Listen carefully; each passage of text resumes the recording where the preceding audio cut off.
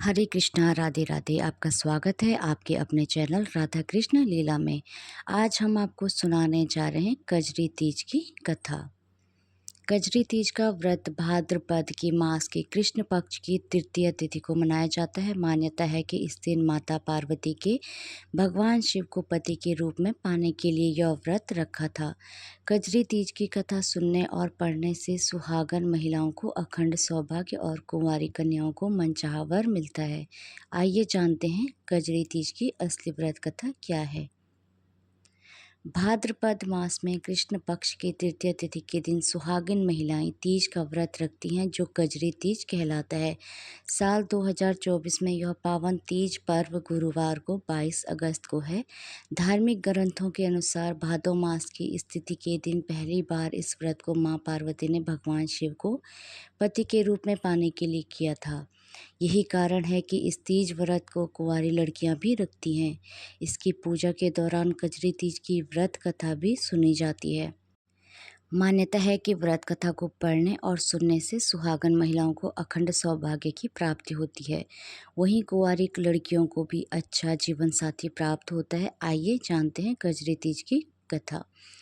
प्राचीन समय की बात है। एक गांव में एक गरीब ब्राह्मण दंपति रहते थे। उसकी हालत इतनी दयनीय थी कि जैसे तैसे वह केवल 2 वक्त का भोजन ही कर पाता था।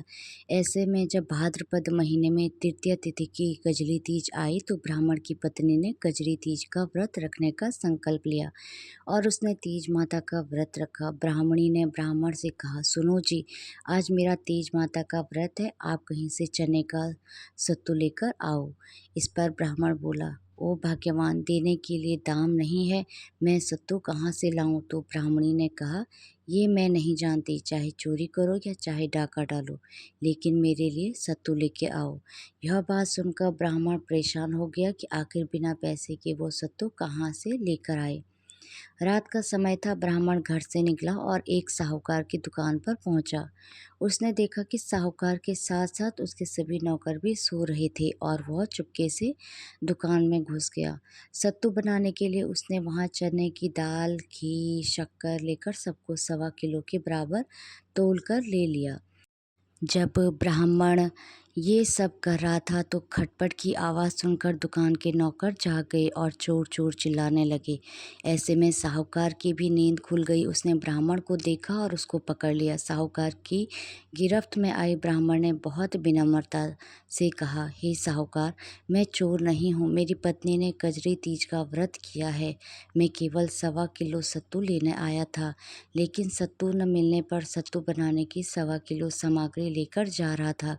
आप मेरी तलाशी लेकर देख लीजिए। इस पर साहूकार ने उसकी तलाशी ली। उसके पास सत्तू के सामान के अलावा कुछ न मिला। ब्राह्मण ने कहा, हे साहूकार, चांद निकल आया है, ब्राह्मणी मेरा इंतजार कर रही होगी। साहूकार की आंखें भर आई।